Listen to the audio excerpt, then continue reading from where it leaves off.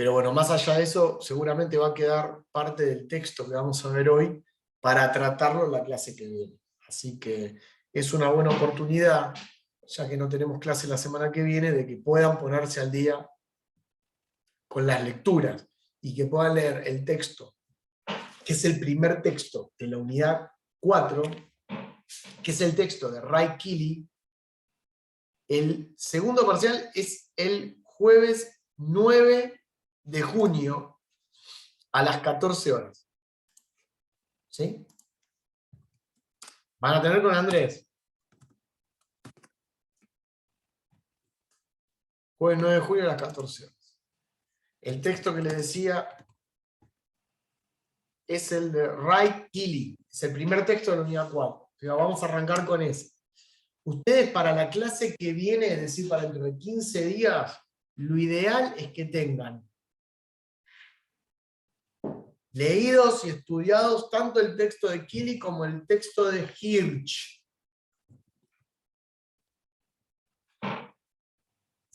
Joachim Hirsch.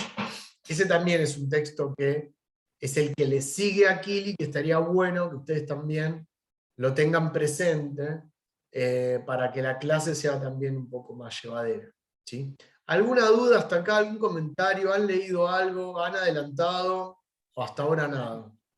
¿O quieren preguntar algo del parcial?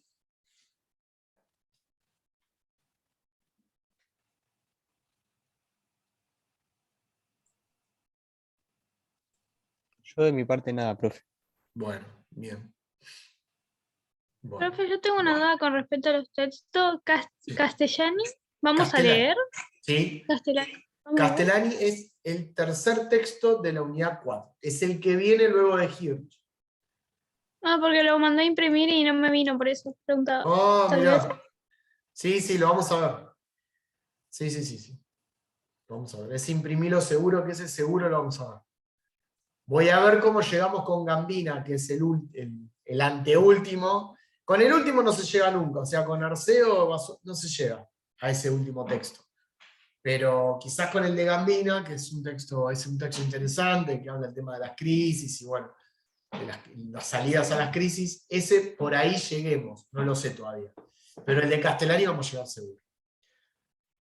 ¿Alguna duda, comentario que quieran hacer?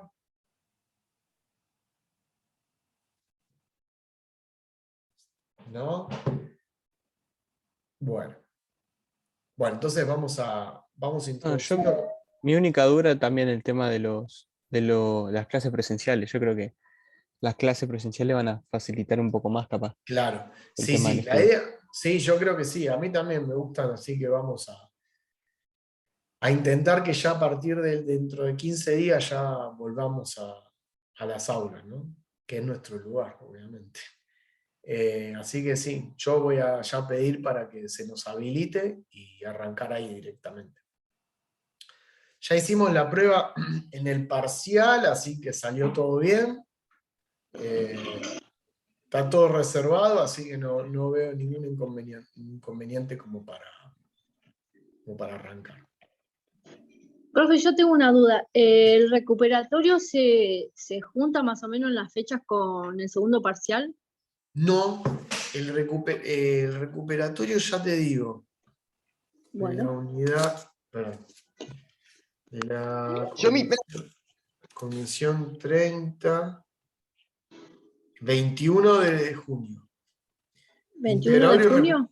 21, el 21. O sea, 2 semanas después, si no me equivoco. A ver. Sí, claro. Nosotros el 9, o sea, el jueves 9 ustedes tienen el segundo parcial. La semana siguiente es semana de repaso, de ver si hay alguna duda o algo, y es semana en la que nosotros corregimos, que es la semana del 13 al 18.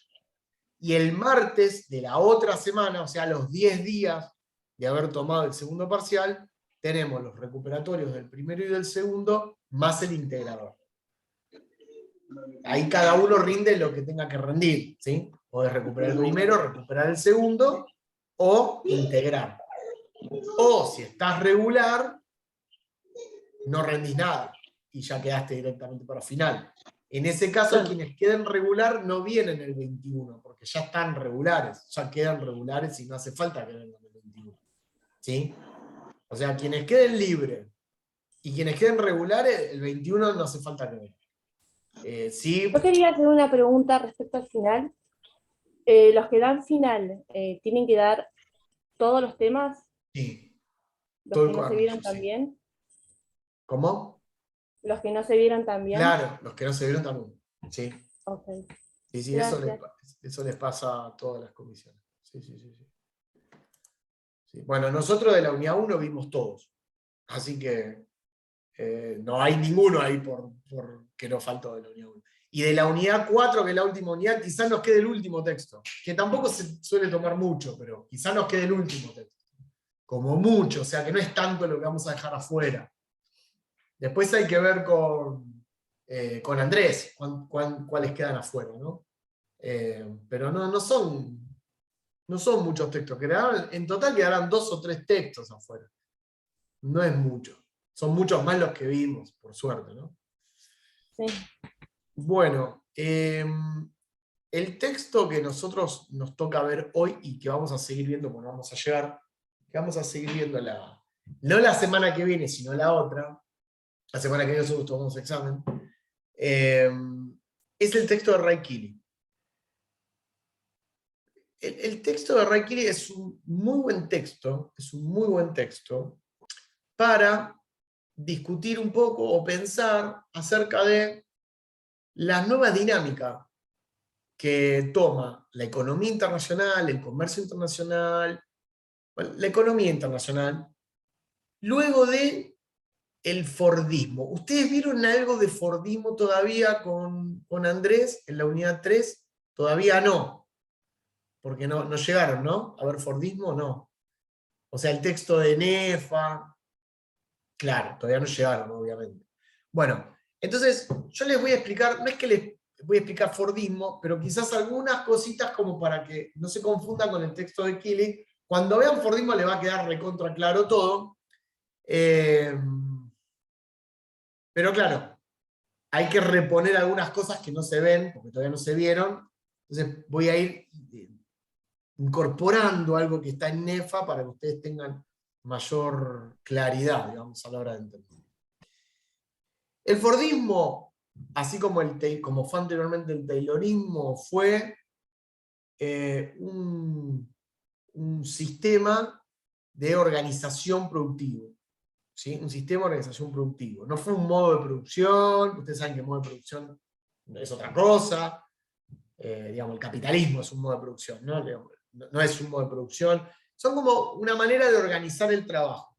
Es una manera de organizar el trabajo para llevar adelante un determinado proceso de acumulación. Dentro de todos los procesos posibles hay una forma específica que se llamó Fordismo, que tuvo ciertas características y que estuvo presente en los años 40, sobre todo en la posguerra, pero podemos decir que a partir de los años 30, 40, 50 y 60.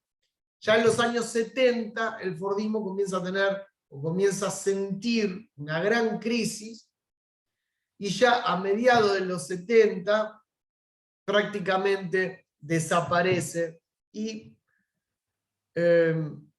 aparecen otras formas dominantes de acumulación de capital. Todas las formas fordistas que se conocían para acumular y organizar el trabajo y la tarea en las empresas y todo, caen a manos de nuevas formas, y esas nuevas formas posteriores a la crisis del Fordismo es lo que se constituye en el objeto de investigación, el objeto de estudio que va a proponer Ray Keeley. O sea, Ray Keeley lo que va a venir a hacer es tratar de pensar o de reflexionar cuáles son las nuevas formas en que se organiza la producción en la economía internacional con posterioridad al Fordismo. Y va a tratar ahí de dar algunas pistas. él en ese texto lo que va a hacer es discutir con algunos autores, o mejor dicho, con las ideas de algunos autores, sobre esa nueva etapa que se abre por lo menos a mediados de los años 70, digamos, 1970 en adelante. Entonces el texto va a tener, yo diría, para que tengan una idea, 3 partes. No es que la van a ver ahí, no es que van a leer el texto y decir parte 1, parte 2, pero digamos, para que tengan una idea de cómo se organiza el texto, se organiza en 3 partes. La primera parte, el autor lo que va a presentar son las ideas fundamentales de quienes sostienen que luego de la crisis del Fordismo estamos ante una era denominada de la globalización. Quienes defienden la tesis de la globalización, ahí, digamos, quienes hablan de la globalización, va a haber 2 vertientes: los optimistas y los pesimistas. O sea, quienes depositan esperanza, etcétera, en la globalización, y quienes dicen que la globalización en realidad es una amenaza digamos, a la paz, al orden, etcétera, etcétera. Los que van a ver ahí una oportunidad, quienes van a tener a la globalización como justamente una connotación negativa. Esa sería la primera parte. O sea, ahí va a discutir con los de las tesis, así la llama, tesis de la globalización. La segunda parte se va a encargar de discutir con otro conjunto de autores, que van a ser aquellos que sostienen que luego de la crisis del Fordismo atravesaríamos, lo pongo así incondicional, atravesaríamos una etapa denominada de post-Fordismo. Ese post-Fordismo también tiene características específicas, ya las vamos a ver. El autor también va a discutir contra ellos, o sea, va a tratar de polemizar contra quienes afirman que estamos ante una era del post-Fordismo. Va a discutir esas ideas, va a discutir las ideas de la globalización, y va a abrir el eje entonces, un tercer eje, que sería la tercera parte del texto, en donde va a brindar su visión acerca de hacia dónde iría, en qué posición estaríamos en la economía mundial, cuáles serían las características fundamentales de el o los regímenes de acumulación imperantes. Y acá lo de él y los, lo digo a propósito, porque justamente el autor lo que señala es que, a diferencia de otras épocas, en donde claramente podía percibirse una estrategia bien definida, determinada, como puede ser el Fordismo, de alguna manera hegemónica a nivel global, hoy la cosa sería distinta. Y sería distinta porque estaríamos en presencia de diversas estrategias de acumulación a lo largo del mundo, ¿sí? Digamos, no hay una sola estrategia de acumulación como lo hubo en el pasado, o una estrategia de acumulación dominante. Sino que en primer lugar, lo que el autor va a comenzar afirmando es que hay diversas, y en segundo lugar que estamos ante el desdibujamiento, la pérdida, el desgranamiento del concepto de tercer mundo como se conoció originalmente, al tercer mundo, que sería como algo así como ese amplio conjunto de países que no conformaban los países desarrollados, que no eran países desarrollados, sino que eran países dependientes, tercermundistas, que más o menos todos compartían similares características. Por ejemplo, los países dependientes, los que formaban parte de la periferia, compartían la estrategia de producción de bienes primarios para la exportación a cambio de bienes manufacturados. Entonces esa explicación que nosotros habíamos dado acerca de, bueno, un conjunto de países se dedica a las materias primas y otro conjunto de países se dedica... Bueno, eso en buena medida estaría cambiando.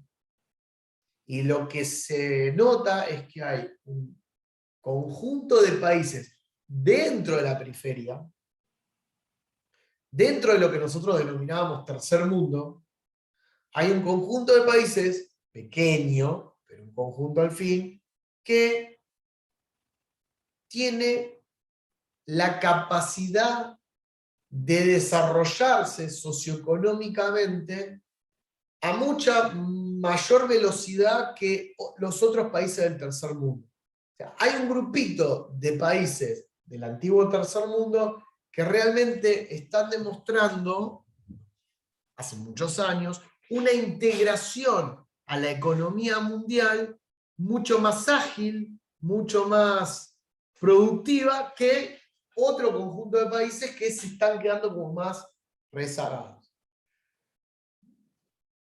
Digamos, en definitiva, ¿qué es lo que está planteando? Está planteando el fin del tercer mundo como algo homogéneo, ¿sí? Todo lo contrario, deja de ser homogéneo y hay mucha diferenciación dentro del tercer mundo, dentro de los países del tercer mundo. Muchos de ellos han tenido procesos de desarrollo tardío, o sea, no es que se desarrollaron en el mismo momento en que se desarrolló Estados Unidos, Inglaterra, que nosotros podemos decir, bueno, pero ellos arrancaron en el siglo XIX, Inglaterra con la primera revolución industrial, Estados Unidos despegó con la segunda revolución industrial, digamos, el siglo XX, digamos, los encontró ya en pleno proceso del despegue industrial, económico, militar, político, cultural, etc. No, hay un conjunto de países que hasta hace unas décadas atrás, formaba parte indiscutida del tercer mundo, de países dependientes, de la periferia. Y que hoy tienen grados de desarrollo bastante buenos y han escalado y han alcanzado niveles de, por ejemplo, desarrollo humano muy, muy alto. Muy, muy alto. Si yo les dijera a ustedes, a ver, ¿tienen algún ejemplo de algún país que a ustedes se les ocurra que en las últimas décadas dejó de, digamos, se despegó de ese bloque de países del tercer mundo y hoy puede decirse que es un país desarrollado o un país mucho más desarrollado que lo que era anteriormente? ¿Alguien tiene algún ejemplo como para...? Hay muchos. China. Sí, China todavía está ahí, digamos. China es un país que va por otro lado, China, no tanto por el desarrollo humano, sino más que nada por Japón, profe. Japón, por la potencia económica, decía China. Va más que nada por lo económico, más que nada por la potencia. Suiza. ¿Cómo? Suiza. Suiza, Suecia. Suecia. Suecia. ¿Qué más? Y Rusia. Panamá. Panamá no todavía. Rusia. No. Perdón, Carolina, Noruega. sí. A ver, Noruega. Rusia. de vuelta, Carolina. Rusia. Pues. Rusia. No, Rusia. ¿No? Lo que pasa es que Rusia son como grandes potencias que no exhiben altos niveles de desarrollo humano. Por eso digo, Rusia, China, etcétera, son como potencias económicas. Pero claramente tienen mayor desarrollo que Argentina, claramente. Pero hablamos de otro tipo de países que antiguamente, porque Rusia es un ex imperio, China es un ex imperio, son países que eran imperiales, o sea, no sé si sirven como ejemplo, porque son como países que antiguamente dominaban buena parte del mundo. China dominaba buena parte del mundo, Rusia dominaba buena parte del oriente de Europa. Pero a ver, otros países. Noruega. Noruega, ¿sí? Totalmente. O Noruega. Finlandia también. Los países nórdicos, todos. Dinamarca, Noruega, Suecia, Finlandia. ¿Qué otro? Turquía. Podría Canadá. ser. Canadá, profe. Canadá, sí, Canadá sí, sin lugar a dudas. Australia, Nueva Israel, Zelanda. Australia, como dice Kevin, Nueva Zelanda, Australia, Israel, la propia India. Digo, fíjense que hay países, no importa, puede haber más países, ¿no? Corea, ¿no? Uno piensa en Corea, piensa en cualquier país de los tigres asiáticos, ¿no? Singapur, Hong Kong, Taiwán. No importa. Lo que digo es, ¿hay un conjunto de países? No, lamentablemente no. En Latinoamérica podemos hablar de crecimiento, de desarrollo relativo, digamos, de desarrollo relativo, podemos hablar de Chile y de Uruguay. Lo que pasa es que Chile y Uruguay siempre tuvieron buenos índices de desarrollo humano. No es novedad. Pero en las últimas 2 décadas, o 3 décadas, sí, Chile tuvo avances significativos en términos relativos, pero ningún país latinoamericano se ha convertido en un país desarrollado, en esos términos de lo que nosotros estamos hablando. ¿Que han avanzado relativamente frente a lo que estaba antes? Sí, seguro que sí. Pero no se ha convertido, no ha pasado a ser un país desarrollado como por ejemplo Dinamarca o Noruega, por ejemplo. Digamos, Dinamarca y Noruega siempre están en el top 5 de países con mayores desarrollo humano, ¿no? Entonces, esta es una característica del mundo actual, ¿no? Que hay algunos países que se insertan y algunos países que, digamos, que se desarrollan y no necesariamente se desarrollan de la mano de la industria, ¿no? Porque uno dice, bueno, pero no son países industriales. Noruega no es un país industrial. Noruega explota el petróleo, que tiene nada en petróleo, y la madera, lo mismo que Australia, lo mismo que Canadá.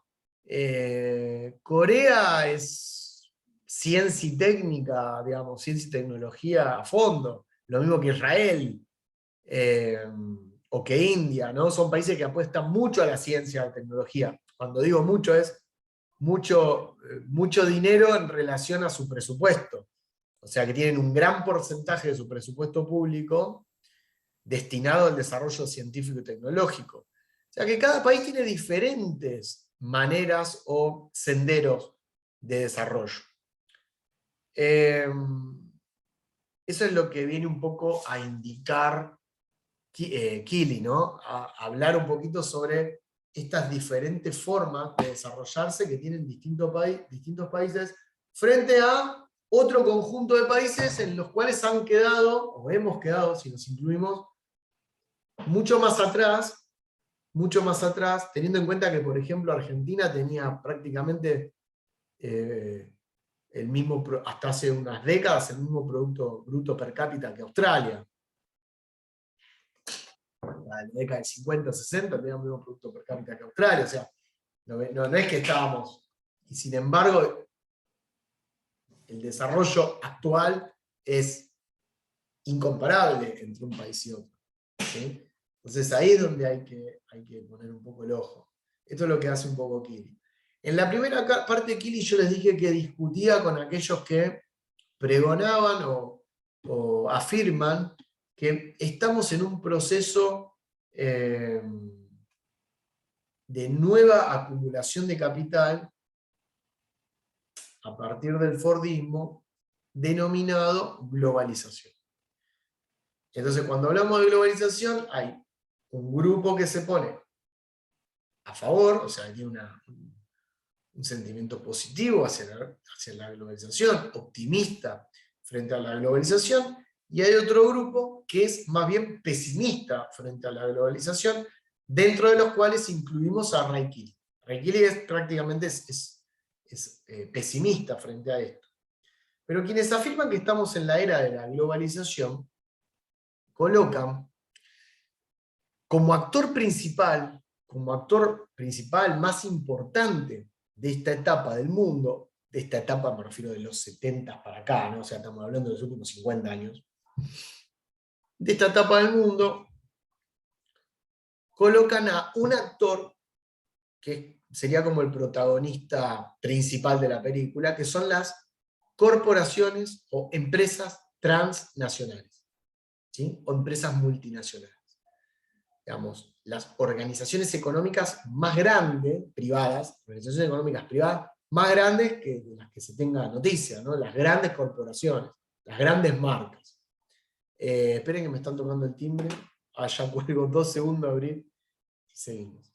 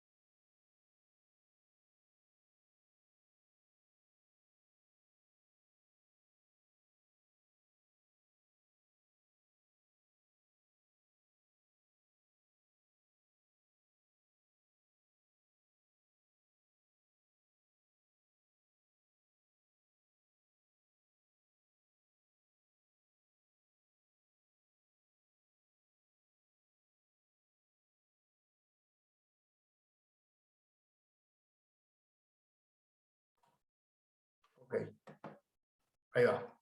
Bueno, como les decía, entonces los agentes, el actor principal en esta tesis de la globalización, claramente son las corporaciones o empresas transnacionales. Quienes tienen una visión optimista sobre estos actores, afirman que la única posibilidad de integrar o comenzar un proceso de desarrollo a largo plazo sería a partir de la inversión directa que las empresas o corporaciones transnacionales realizan en cada uno de los países. O sea que la tesis optimista de la globalización afirma que ese comportamiento, digamos, el comportamiento típico de las empresas o corporaciones transnacionales a lo largo del mundo es fijarse cuál, la claro, la visión optimista sería fijarse cuál, perdón, la optimista, pero no por fuera, sino dentro de las propias corporaciones transnacionales, su comportamiento, su meta es fijarse cuál de todos los países ofrece mejores condiciones para maximizar los beneficios. Entonces, una vez ubicado ese país o esa región en donde se ofrecen mejores condiciones para la acumulación de capital, esa empresa se instala en esa región, en ese país, y esa instalación implica un desenvolvimiento de dinero, de capital, que a su vez conlleva aumento del empleo,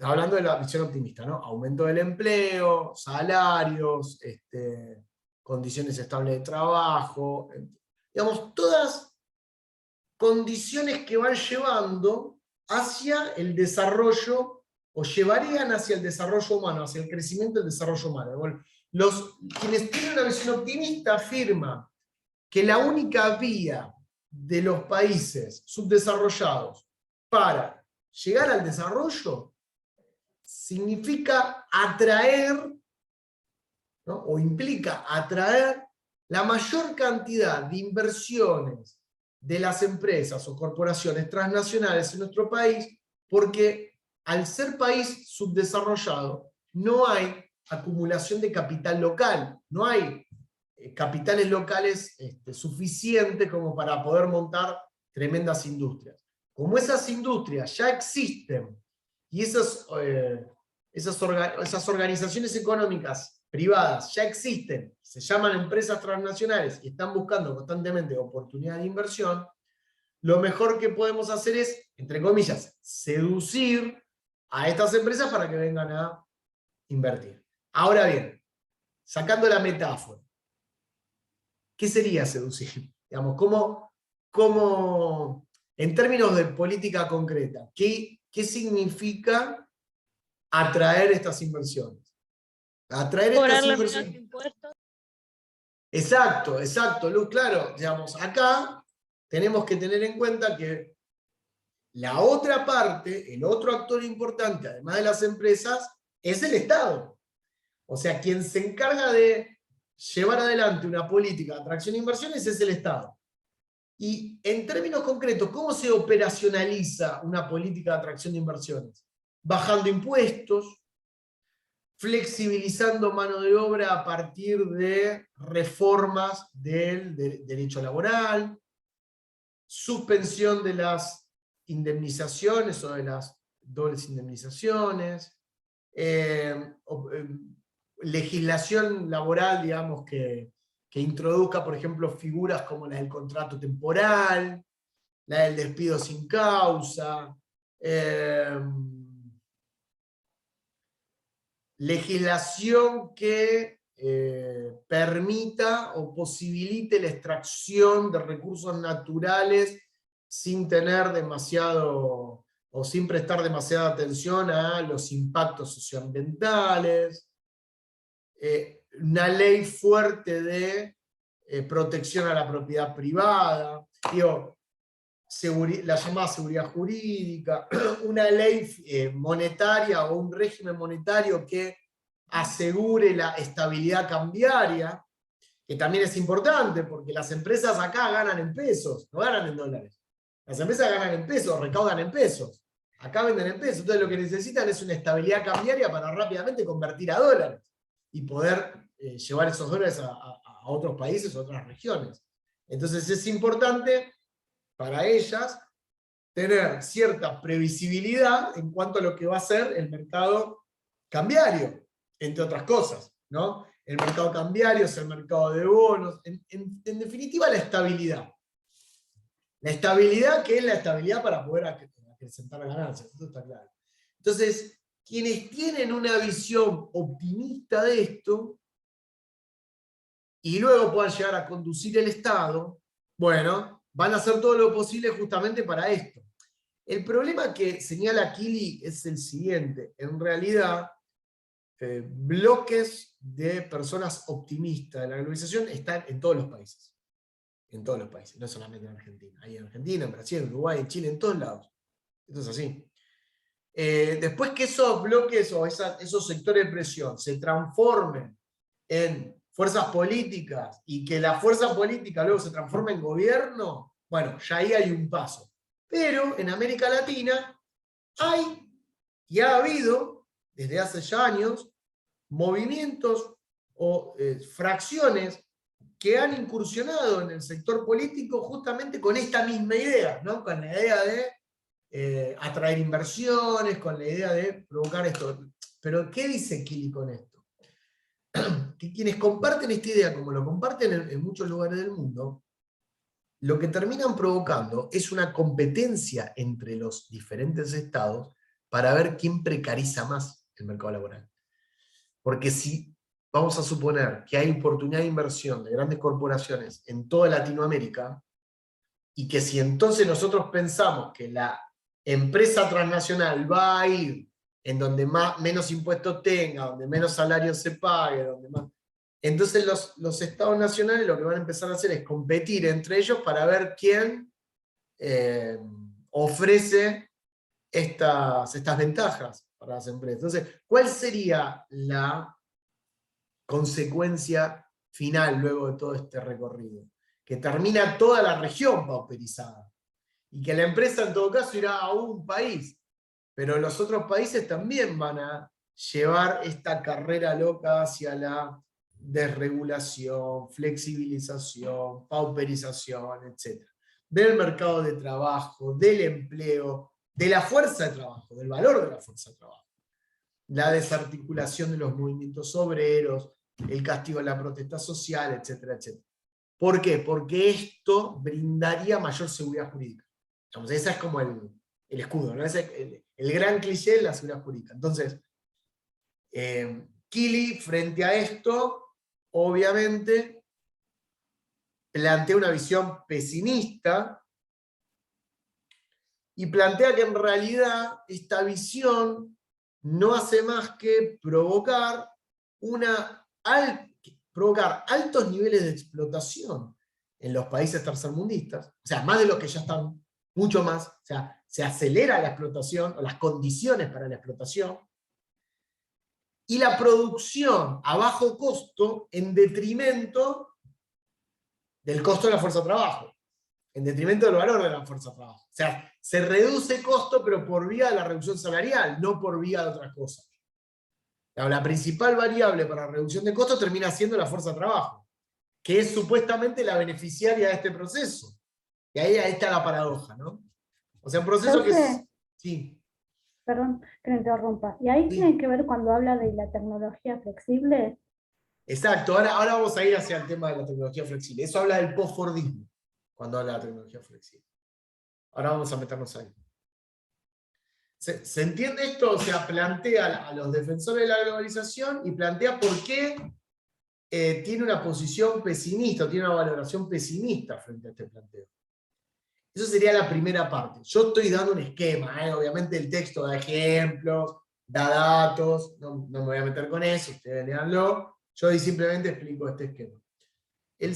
La segunda parte del texto, ahí va a discutir contra otra corriente, ya la de la globalización, digamos, brindó su posicionamiento, pero va a discutir contra los que afirman que luego de la crisis del Fordismo, hacia principios mediados de la década del 70, el Fordismo, que se caracterizaba por la producción en serie, por los productos homogéneos, ¿sí? Por el gigantismo, o sea, empresas enormes, de un tamaño enorme. Ustedes imagínense que, por ejemplo, para que tengan una idea, ¿no? Ya que hablamos de Ford, vamos a hablar de la fábrica emblema. La empresa Ford, en los años 20, tenía su principal planta en la ciudad de Detroit, en Estados Unidos. Tenía 20.000 empleados en ese momento. O sea, 20.000 empleados, ¿saben lo que es 20.000 empleados? Es una ciudad. Y prácticamente en la ciudad de Detroit no había personas residentes en Detroit que no trabajara en Ford o en algo relacionado con Ford.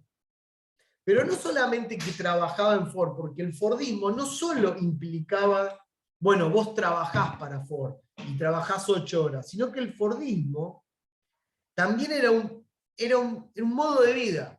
Porque la empresa Ford no solo te aseguraba, la empresa Ford como portadora del Fordismo, ¿no? como modo, digamos, de organización de un cierto tipo de acumulación, planteaba salarios altos, retención de los empleados, o sea, el famoso entro a los 18 años y me jubilo en la misma empresa, es del Fordismo. O sea, era el trabajo para toda la vida, porque lo que se privilegiaba era la capacidad del empleado, la experiencia. Era muy valioso para ese tipo de producción la expertise del empleado. O sea, que supiera, no que supiera todo, porque el empleado era un empleado que iba a estar siempre destinado a la misma tarea repetitiva, pero en esa tarea era el mejor, y tenía años y años de experiencia. Y ahí hay otro actor que en el Fordismo fue muy importante y que tuvo justamente que ver con la regulación fordista, que era el tercer agente, que es el Estado. El Estado era un Estado interventor, un Estado distribuidor de renta, un Estado que regulaba, un Estado, por ejemplo, en Argentina, el Estado, digamos, que más podríamos, o el régimen político que más podríamos asociar al Fordismo es el primer y segundo peronismo. Y luego el primer y segundo peronismo también. Pero el más típico fue el primer y segundo peronismo, que es, podemos saber, hay los aguinaldos, las vacaciones pagas, el fortalecimiento sindical, el fortalecimiento de la organización sindical, digamos, todas características que no eran exclusivas de Argentina. Por eso hay que ponerlo en contexto. No es que nació en Argentina como una especie de experimento sui generis. No, esto ya venía, incluso ya venía, era un movimiento que ya venía en países desarrollados como Alemania. Alemania, hacía 100 años antes de Argentina, ya tenía un estado de bienestar. El Estado bismarckiano en Alemania ya era un Estado de bienestar. No lo inventamos nosotros. Pues hay que a veces sacarse un poco los anteojos y decir que nosotros inventamos eso. No, esto obviamente que tuvo características nacionales específicas, como todo, pero no nació en un contexto, en una era, digamos, los regulacionistas esto lo saben muy bien, en una etapa mundial que justamente estaba caracterizada por el fordismo. Sobre todo en la posguerra, donde se le daba mucha importancia al mercado interno, en Latinoamérica, donde comenzó un proceso de industrialización por sustitución de importaciones, lo que sería toda la crisis, la post-crisis de 1930, una crisis económica inédita en el capitalismo que afectó sobre todo a los países centrales y que provocó, entre otras cosas, un 25% de desempleo en Estados Unidos. ¿Sabe lo que es Estados Unidos con un 25% de desempleo? Nosotros pues estamos acostumbrados a tener desempleo. Pero imagínense Estados Unidos, la primera potencia mundial, con un 25% de desempleo. Fue pero un masazo directamente. Un masazo. Entonces, lo que dice Kili en esta segunda etapa, en este segundo bloque, es que los que afirman que no estamos en una era de la globalización, es porque estamos, según ellos, en una era del postfordismo. Y la era del postfordismo, quienes sostienen esta tesis del postfordismo, indican que en realidad plantean todo lo contrario del postfordismo. O sea, el postfordismo sería la antítesis del fordismo. No sería un estado superior del fordismo. No, es todo lo contrario, sería como un retroceso absoluto. ¿Y en qué se caracteriza el postfordismo? ¿En qué se caracterizaría el postfordismo? Bueno, en que en lugar de tener una integración vertical, como tenía el fordismo, tenemos una integración horizontal. Que en lugar de tener fábricas gigantes como la Ford en Troy de 20.000 empleados, son fábricas pequeñas y medianas, y sobre todo micro, ¿no? Que en lugar de tener una producción estandarizada en serie de productos idénticos, tenemos una producción flexible que se acomoda al ritmo de la demanda. Y ahí es lo que discute, y eso es justamente lo que discute Kili. Quiere decir, no, cuidado con esto, porque lo que están haciendo es reemplazar un paradigma por otro. O sea, todo lo que fue el paradigma fordista lo están reemplazando, o sea, están cambiando los términos, se están invirtiendo, y están reemplazando un único paradigma frente a otro único paradigma. Y ahí está el error. Ahí está el error. Porque lo que plantea es que en realidad no estamos frente a un único paradigma. Estamos en una multiplicidad de regímenes de acumulación. Que eso sí es algo inédito en la historia del capitalismo moderno, me refiero del capitalismo a fines del siglo XIX para acá. Estaríamos en otra etapa, o sea, de lo que sería la segunda revolución industrial hacia el presente. A partir de los años 70 del siglo XX, podríamos decir que se da algo inédito, que es la multiplicidad de estrategias de acumulación. Ya no hay más un centro-periferia como fue clásicamente a fines del siglo XIX. No, tenemos Inglaterra que vende productos manufacturados y tenemos a la Argentina que vende carne. Ya no se da más eso. Ya no se da más el fordismo de la década del 40 o del 50. Ahora se dan diferentes, múltiples estrategias de acumulación que van de la mano incluso con las estrategias nacionales que recién yo estaba marcando. El caso coreano, yo les había dicho que Corea, junto con Israel, con India, etc., son países cuya estrategia de desarrollo se funda en la fuerte inversión en ciencia y tecnología. Cuando uno ve los presupuestos de gasto, o de inversión, depende, ¿no?, en ciencia y tecnología, en estos países ve que frente al presupuesto total de la nación, un 5, 9, 8, 7% va a ciencia y tecnología. Es enorme frente a lo que destina, por ejemplo, Argentina, destina un 0,3, 0,4. Imagínense un presupuesto nacional, que estamos hablando miles de millones. Bueno, en lugar del 9 y un 8, nosotros destinamos un 0,4. Bueno, estos países invierten en eso porque creen que es la llave para llegar al desarrollo. Pero no así países como Australia y Canadá, que tienen otra estrategia de desarrollo. Y no por eso menos exitosa. Es su forma, digamos, de encarar el desarrollo socioeconómico tiene que ver con la explotación de sus recursos naturales, con la explotación sustentable de sus recursos naturales. Vamos a ver que Canadá y Australia, o Noruega, no son países industriales. Sí, tienen industria, pero no es lo mismo tener industria que ser país industrial. Son dos cosas distintas. Industria, nosotros también tenemos industria, y no somos país industrial. ¿Sí?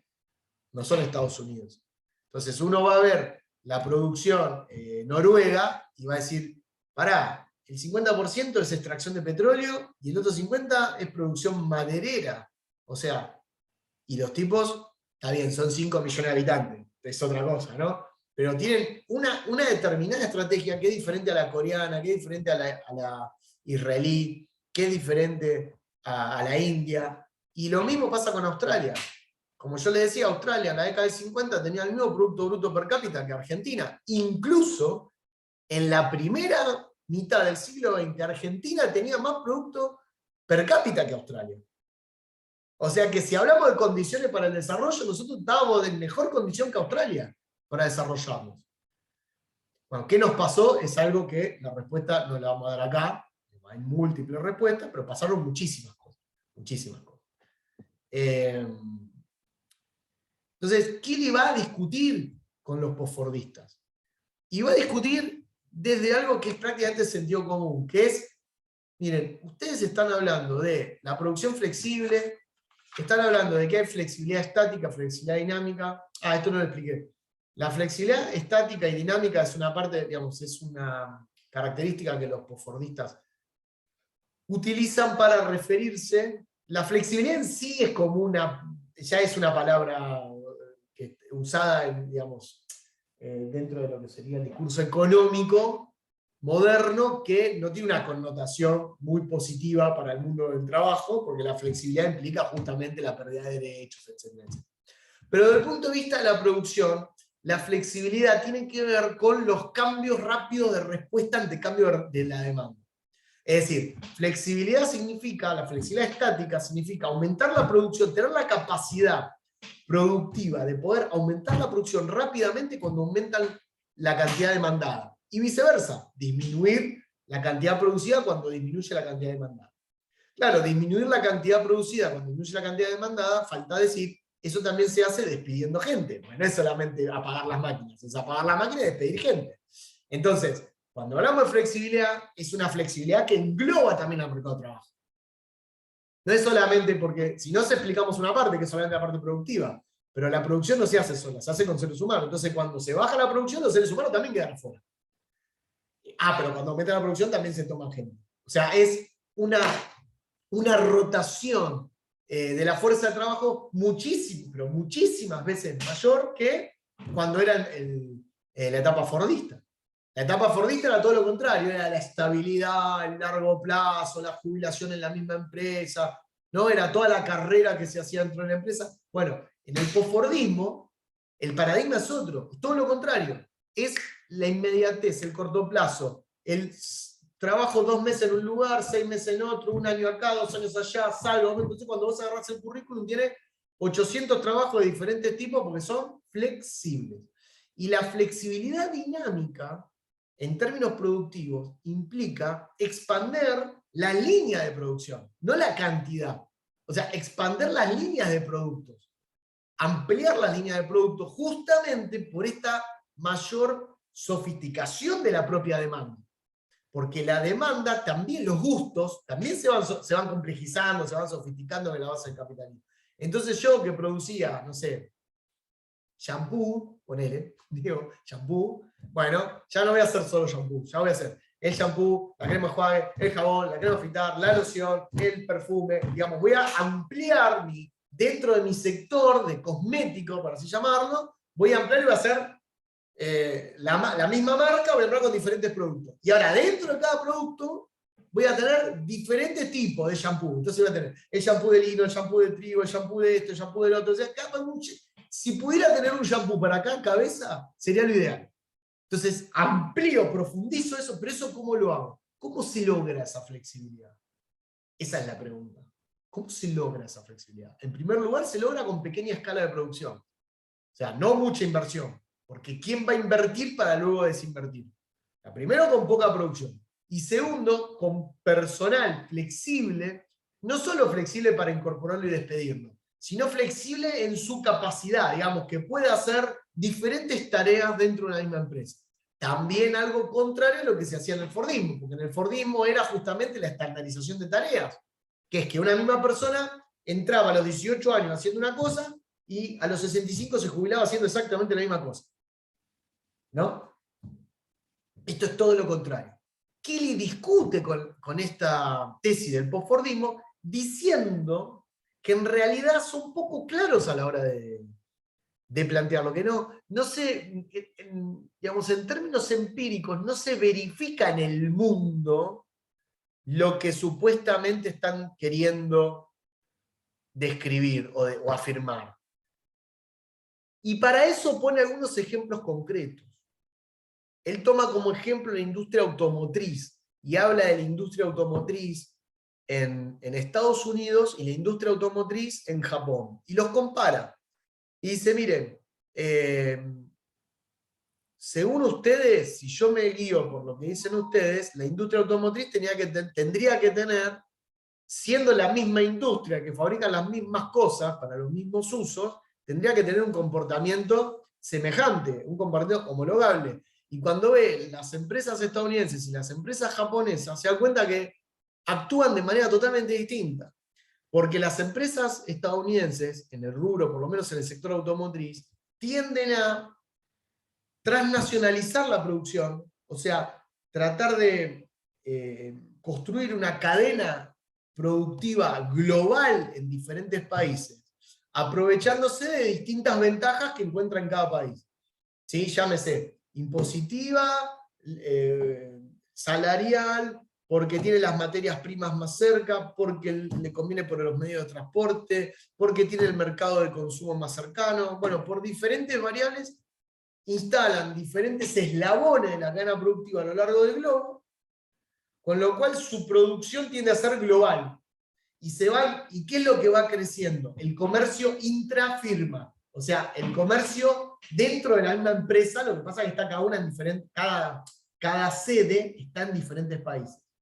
Entonces acá fabricas el chasis, haces el motor en otro lado, haces la carrocería en otro lado, en el otro le pones toda la parte eléctrica o la electromecánica, entonces en el otro le haces la pintura. Claro, en lugar de hacerlo en una fábrica, lo hacen en diferentes países. Esa es una estrategia de las empresas estadounidenses. Tienen esa estrategia de acumulación. Las empresas japonesas, por el contrario, tienden a no transnacionalizarse tanto. Y tienden a tener, más bien a tejer una red de empresas cercanas a donde están las empresas principales, digamos, las constructoras y las que están cerca de Japón. Y esas redes que tejen son redes de proveedores. La tradición japonesa es tener una integración muy fuerte con sus redes de proveedores. El famoso just-in-time japonés, ¿no? Bueno, ¿cómo se logra el just-in-time? Se logra con una coordinación casi perfecta, diría, con los proveedores. Entonces, el japonés con el proveedor japonés tiene una relación de confianza que no la tiene el estadounidense. Construye una relación de confianza que no la tienen los estadounidenses. Bueno, son diferencias culturales que también se trasladan a los negocios.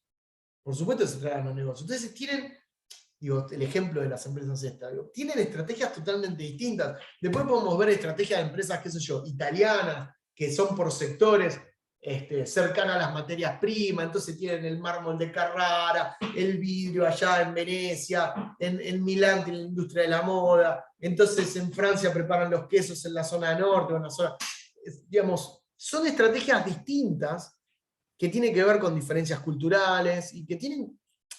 ¿A qué va con esto? Que no podemos hablar de una sola estrategia de acumulación. Digamos, si hay algo de lo que estamos seguros en que hay una multiplicidad de estrategias de acumulación y que todas conviven perfectamente bien. Que no hay una sobre otra. Porque cada país ha encontrado, o la mayoría ha encontrado, no es nuestro caso, pero la mayoría ha encontrado un sendero determinado de desarrollo. Digo no es nuestro caso porque nosotros cada 10 años cambiamos el sendero de desarrollo y pensamos que el desarrollo es una lluvia de inversiones, y después pensamos que el desarrollo es la industrialización y para eso cerramos. O sea, como que vamos por todo, pues bajamos y hacemos todo lo contrario. Entonces, claro, nos vamos topando con, mientras otros son más consecuentes en esto, nosotros vamos teniendo ciclos a medida que los ciclos políticos, o sea, que los ciclos económicos van acompañando los resultados electorales, lamentablemente. Bueno, eso también tiene que ver con diferencias nacionales. El autor entonces discute fuertemente con esto y plantea la heterogeneidad. Y esta heterogeneidad, sobre todo, en los países del tercer mundo. En los países del tercer mundo. Lo que antes era básicamente el tercer mundo como una categoría homogénea, hoy ya no lo es. Entonces el tercer mundo ya no es la misma cosa. No es lo mismo Chipre que, no es lo mismo Chile que Chipre, aunque empiecen igual. No es lo mismo, es totalmente distinto. Las sociedades son distintas, la estructura productiva es distinta. No es lo mismo Uruguay que Gondwana. Entonces no podemos hablar del tercer mundo. ¿Sí? Tenemos que complejizar un poco el análisis. No podemos hablar del tercer mundo. Entonces la estrategia que ve el autor, y que es lo que luego va a hacer ya en la tercera parte del texto, en lo que va a explicar, es que el nuevo proceso que se inaugura luego de la crisis del Fordismo, la crisis del Fordismo tiene ya sus propias explicaciones, que son macroeconómicas, microeconómicas, técnicas, administrativas, no importa. La vamos a ver, o la van a ver ustedes con el texto de Nefa, no hay problema. Eso van a ver las diferentes causas o ensayos acerca de la crisis del Fordismo. No es el caso acá, no vamos a ver eso. Pero que a partir del Fordismo, lo que se inaugura es justamente un periodo en el que asistimos a jerarquías globales de la producción. Anoten esto porque es importante. Jerarquías globales de la producción. Jerarquías en términos de preferencia, en términos de elección, de privilegiar algo sobre otro, algo sobre otra cosa. Entonces, hay ciertos lugares en el mundo que son preferidos por algunas unidades productivas para ejercer ahí su producción, digamos, poder desarrollar esa parte solamente. Entonces ya no es primer mundo y tercer mundo, es primer mundo y el tercer mundo como una especie de, digamos, geográficamente, como un telar con manchas de leopardo, donde tenemos diferentes áreas del mundo, que tenemos alto desarrollo, ¿sí? Alto desarrollo, con una gran cantidad de otras zonas del mundo con el más absoluto subdesarrollo. Y conviven quizás dentro de la misma zona geográfica, dentro del mismo país.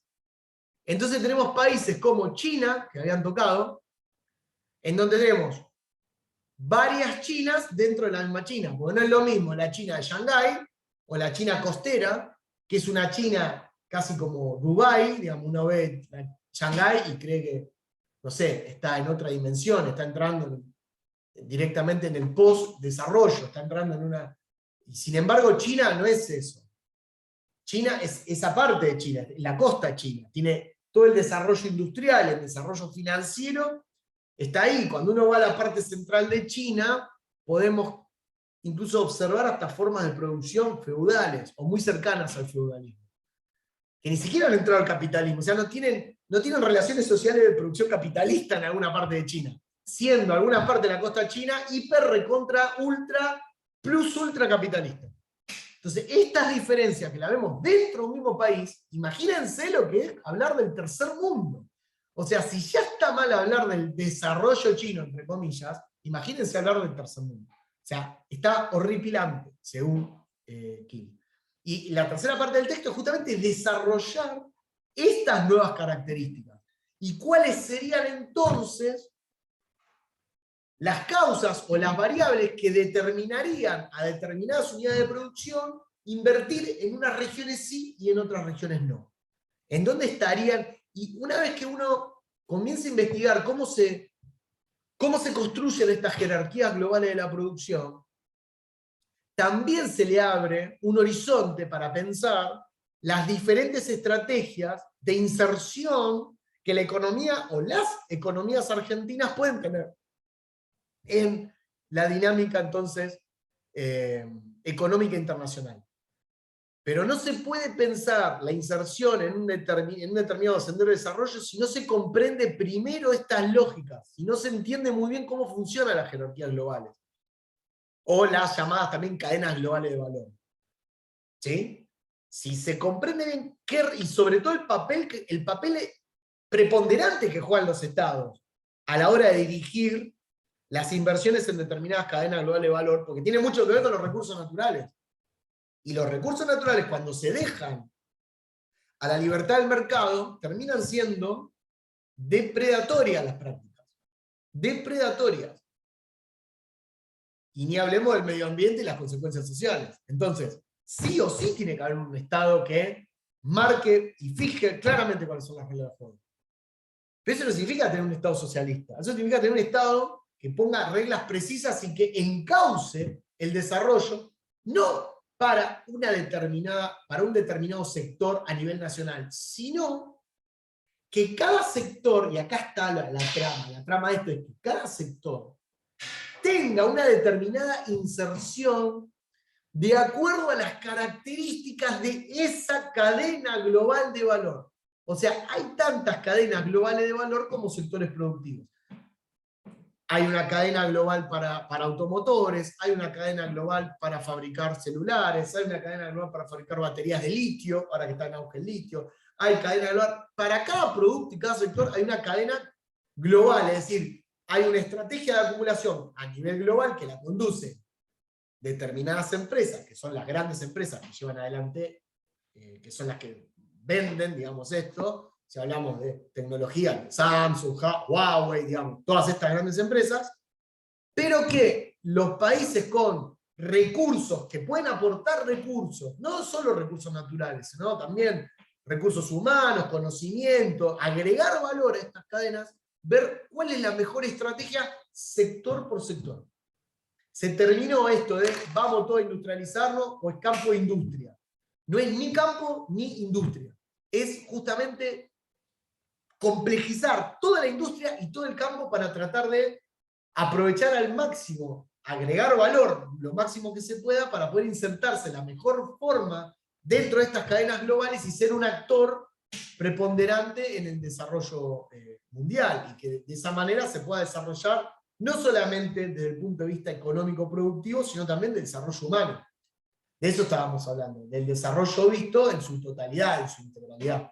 Esto es lo que va a proponer el autor. Yo no me quiero meter ahora porque voy a cortar, me tengo que ir, pero la clase que viene voy a seguir con esta última parte de jerarquías globales de la producción, porque parece que es un concepto muy importante, es un concepto central para entender principalmente la economía actual. O sea, porque es un concepto tan amplio que permite entender los últimos 30 años. ¿Sí? No tiene un nivel de análisis muy concreto, es un nivel bastante alto que nos podemos hablar de los últimos 30 años tranquilamente utilizando el concepto de jerarquía global de la producción. ¿Sí? Bueno, ¿ves? Acá con lo que comenta Liliana, el tema de la extracción del litio en Argentina, Chile, en el famoso triángulo, también representa un porcentaje enorme de las reservas mundiales de litio. Ahora, ahí se habla de la sí. Decime, No, Liliana. este informe y cada estado cómo lo tomaba, o sea, Argentina lo explota Alemania, creo que era, nada, se lo lleva, se va para afuera. Los inversionistas son de afuera, se va afuera, hay una participación mínima del Estado. Chile es casi el 80% estatal, digamos, es el litio del país. Del Estado. Bolivia, Como el cobre. claro. Exacto. Claro, que son los recursos que los atesora y bien.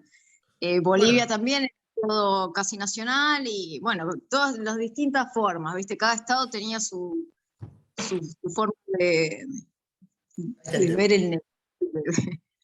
Digamos que el más liberal de los tres era Argentina. El más liberal, porque el de Chile, que se lo pinta como el gran estado neoliberal, sin embargo, Chile tiene toda la producción estatal de cobre, digamos, Codelco, y mirá que pasó Pinochet en Chile, o sea, mirá que tuvo oportunidad de privatizar el cobre, y ni los militares chilenos se animaron a privatizar el cobre. Sí. Pero el cobre Bueno, es como la vaca en Argentina, digamos. El 50% de las exportaciones de Chile son cobre. Y esa renta la obtiene el Estado chileno. No lo obtiene una empresa privada. Lo obtiene el Estado chileno. Y la de litio que tenía una empresa de Pinochet, de un familiar de Pinochet, se la sacan y bueno, de una forma ahí, y que se vuelve al Estado. Bueno, Bueno, Argentina, ahí hay mucho para debatir, ¿no? Hay mucho. Estamos hablando del litio solamente, un recurso, uno, importantísimo, pero es uno solo. Así que imagínense la cantidad de cosas que podríamos pensar para cada uno de los sectores productivos. Si quieren, yo les traigo algunas cosas sobre cómo se está pensando las cadenas globales, cómo se están pensando las cadenas de valor para Argentina, donde se está trabajando en este momento con algunos avances. Hay algunos grupos de estudio que tienen desarrolladas cadenas de valor para determinados sectores. Es interesante, son laburos muy complicados de hacer, pero que hay que hacerlos. No queda otra. política, es mucha decisión política y bueno, me parece que Sí, los sí, hay que intereses... tomar la decisión política. El tema es quién toma la decisión política. Y hay que explicarlo muy bien, ¿no? Hay que explicarlo muy bien, porque no es una cuestión de vamos a estatizar esto. No, no se trata de estatizar o no estatizar, ¿no? Se trata de dirigir, de regular, de dirigir un poco hacia dónde van a ir esas inversiones. Nada, es eso solo. Así que bueno. Bueno, chicos, chicas, son 15:18, yo me tengo que ir, ya estoy medio tarde. Nos vemos no el martes que viene, porque el martes que viene les dije hay exámenes en toda la semana en Luján. Entonces nos vemos el siguiente martes, ¿ok? Si nos vemos presencial, les voy a mandar el correo para juntarnos. Qué bueno. ¿Ok? Ok, y este jueves, ¿no? Le mandó mail el profe. ¿Eh? Que este jueves tampoco hay clases. Este jueves sí. Este jueves sí. Pasado mañana sí.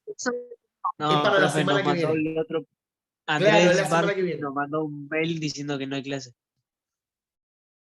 Ah, Que él no sabía. podría porque tiene que ir algo en el centro de Luján, algo así era. Sí. Ah, bueno, puede ser que tenga un Porque tiene compromiso. un parcial que dar, dijo. Puede ser un compromiso, sí, sí, sí. Bueno. No, pero la semana que viene hay exámenes adicionales, por eso le decía que el martes yo no voy a poder estar dando clases. De todas formas, después mando un mail tranquilo avisándole todo. Y la idea es, dentro de 15 días, juntarnos. Hacerlo presencial. ¿Ok? Sí, profe. Bueno, Bueno, profe. bueno, estudien Kili y Hirsch también, para la clase que viene. ¿Sí? Que tengan buena semana. Nos vemos. Igualmente, profe. Chao. Chau, Nos chau. vemos, Nos profe. vemos. Chau, chau.